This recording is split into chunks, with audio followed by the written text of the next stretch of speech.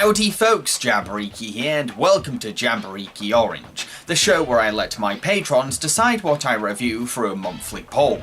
This month's options were Equestria Girls Rainbow Rocks, Thomas and the Magic Railroad, and Deadpool. They chose Deadpool.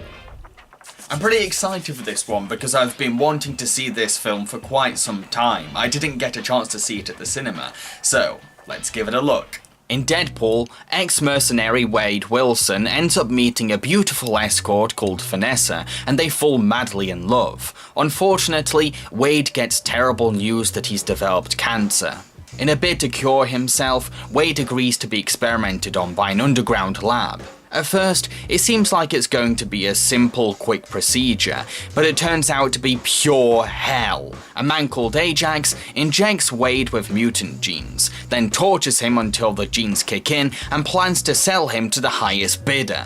The mutant genes end up curing his cancer and give him the power to regenerate his body, but the torture has left him heavily scarred all over his body. He successfully escapes the lab, but can't gather the courage to see Vanessa again in his disfigured state, so he dons a costume, calls himself Deadpool, and tries to track down Ajax to get himself fixed. The best thing about this movie, without a doubt, is Deadpool himself. Wade Wilson is mischievously irreverent all the way through the film, always showing off, causing trouble, and being pretty violent. But he can also be harmlessly cheeky too, by frequently making goofy one-liners, breaking the fourth wall with the audience, and giving us some fun, nerdy references to things like Voltron or Adventure Time. Sure, he's an asshole, but he's a funny asshole. So many movies fail to make the likable jerk trope work, but this one succeeds superbly, simply because Wade is so lovably eccentric and charismatic.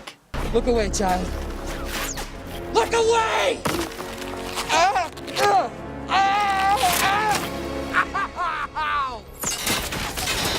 Wait! Wait!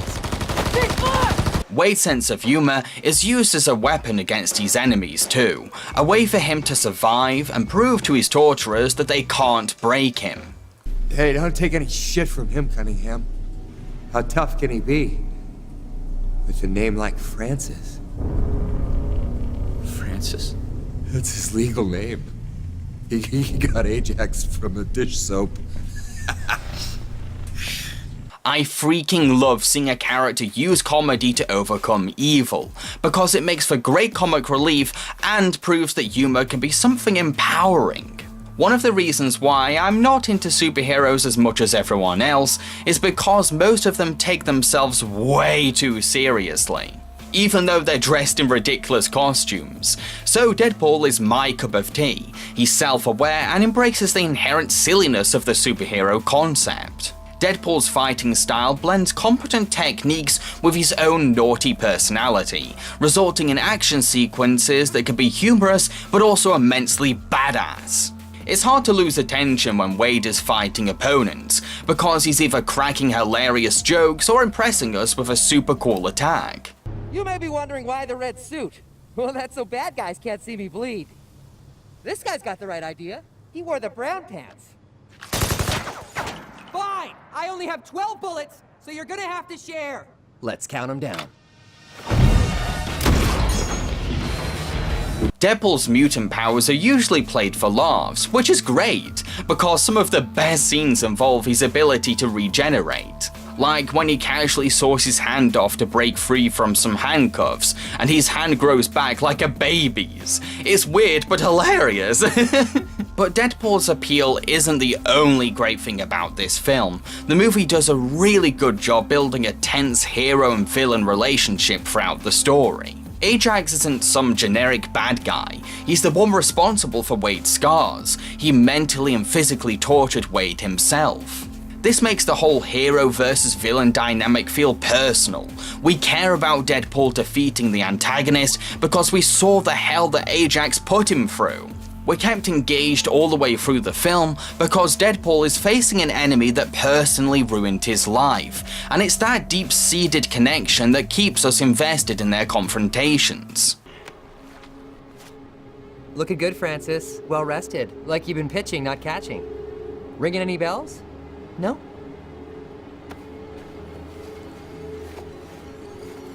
How about now? Wade fucking Wilson.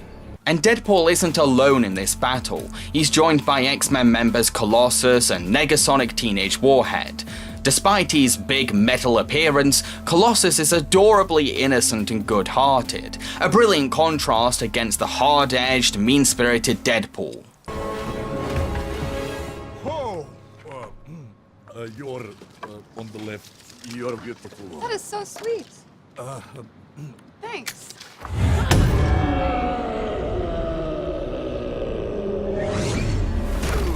While Negasonic is your typical goth teenager, who makes the perfect riffing material for Wade.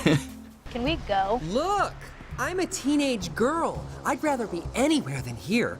I'm all about long, sullen silences, followed by mean comments, followed by more silences. So what's it gonna be, huh?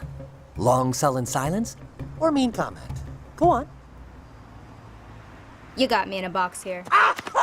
At first, Deadpool is reluctant to team up with these two, but he ends up joining forces with them by the end, and it's fantastic because all three bounce off each other and they have their own unique skills to add to the team. But behind all the superhero action and silly comedy lies the heart of the movie, which is the beautiful love story of Wade and Vanessa.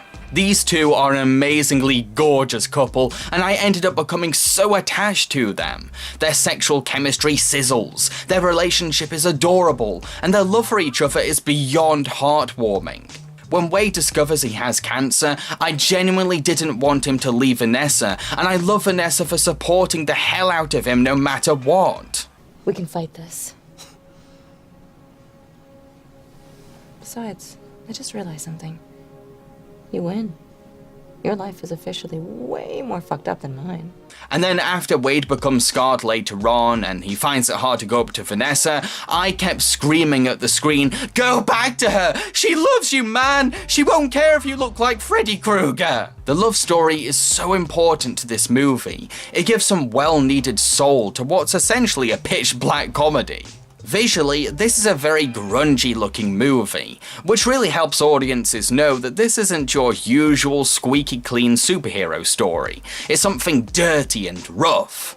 Deadpool's world is dark and dangerous. His friends are crack addicts, escorts, and barflies. Living in a place like this, you can understand why Wade uses humor to handle his hardships. It's the only thing he can do. To conclude, Deadpool excels as a superhero comedy with a dark as sin sense of humour. It revels in its filthy naughtiness, but it also has cute nerdy references, a beautiful romance, and intense drama. I really loved it, and I had a feeling that I would. So, what am I going to be reviewing for the next episode of Jambareeqi Orange? Well, that's entirely up to my patrons, and the poll for next month is going to be Halloween themed. The choices include Monster House, Frankenweenie, The Halloween Tree, Wallace and Gromit, The Curse of the Were-Rabbit, and Mickey's House of Villains. If you want to take part in this poll, then you need to become a patron. What is a patron? Don't worry, I'll explain. This is my Patreon. It's a site for my fans to make monthly donations to me. Those who donate are called patrons. The money I receive goes towards funding my videos and serves as a supportive income for me. Patrons can donate as much as they want each month and stop donating any time.